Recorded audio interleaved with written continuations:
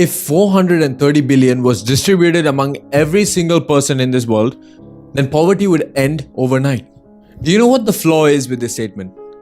The problem is that people do not account for greediness and people's need for entertainment. So you could give them the money to survive, for food, for shelter, and all their necessities. But you give them enough money and they're gonna spend it on entertainment. Every time we come up with a solution like this, just distribute money equally, it does not work. That's because people have different priorities. Now, why are their priorities in the wrong places? Well, that's what this video is gonna be about.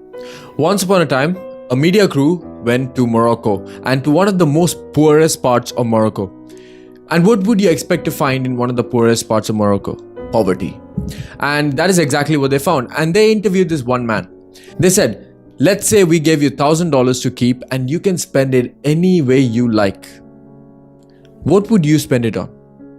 Now, our logical brain tells us, this man is probably living in poverty.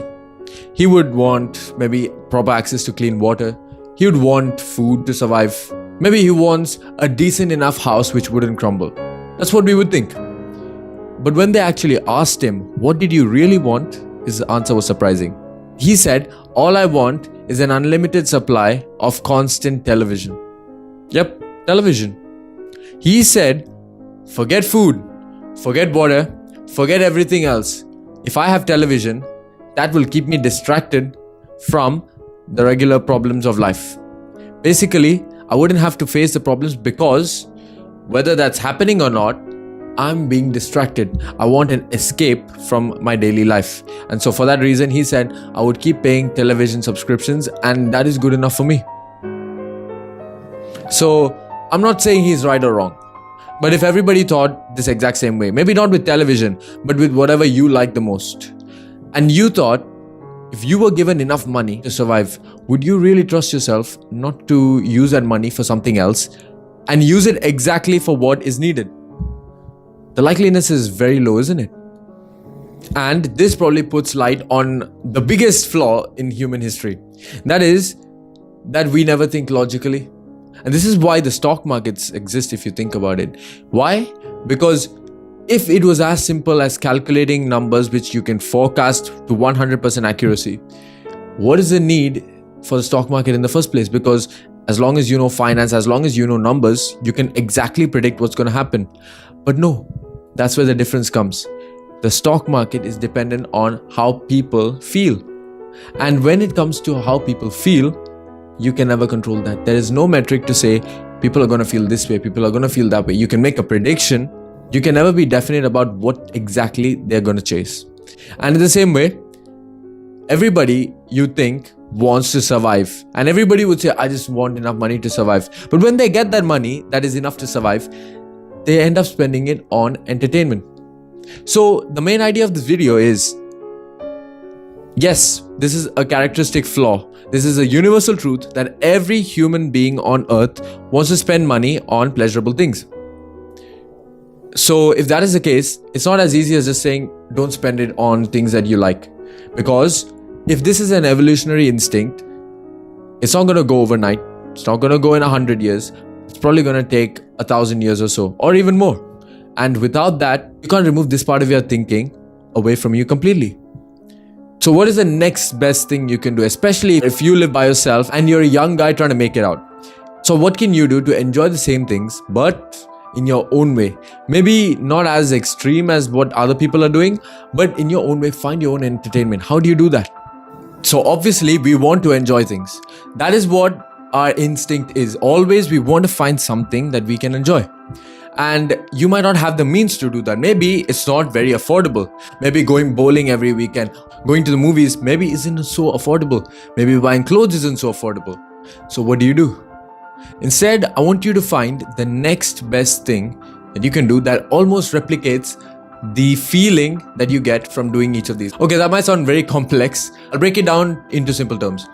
So let's say you know somebody who just says, I love shopping.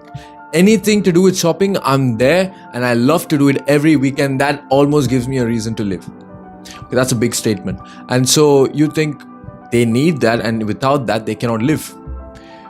Maybe, just maybe, It might not be that they want to shop necessarily, but it's rather the feeling that comes with shopping. And that's what they want every single time. And if they really want this feeling of shopping, think about it. Is it the purchasing part that appeals to them so much? Or maybe it is just being in the mall that gives them that joy. Maybe seeing people around them, families around them, that inspires them in some way or the other, and that almost gives them a sense of calm. And for that reason, they keep going to shop. But what they don't understand is that they're not really going for the feeling of shopping or buying the clothes. Maybe they're just going there for the experience. They don't realize it, and instead they say, I want to shop. But okay, fine, you can take the other way as well. Maybe you are crazy on wanting to spend, but maybe not big amounts. You just want to spend something so that you feel, I've added some value to my life. Whether it's actually beneficial or not, you feel, I want to spend some money. And if that's the case, how about just going for an ice cream instead? And if you can do that, think about it. Just going there and getting that ice cream, maybe for, let's say, $1 or $2, it might do the trick. And you won't feel that impulse of, I need to go shop for something.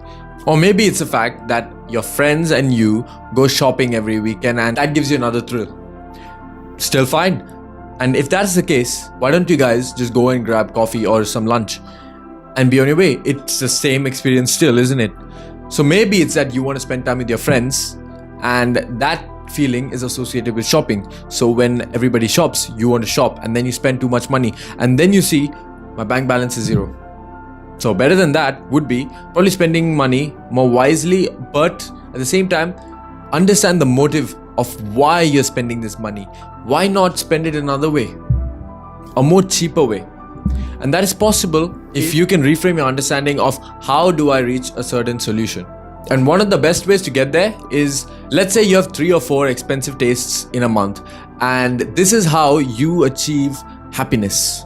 In that case, let's bring that down to maybe 1 or 2. Let's replace 1 or 2 of those activities with a bit more cheaper alternatives, because after all, the solution is that we still want some enjoyable time, but it's how do we get that enjoyable time? Are we spending too much money, more money than we really need to spend to get that same feeling?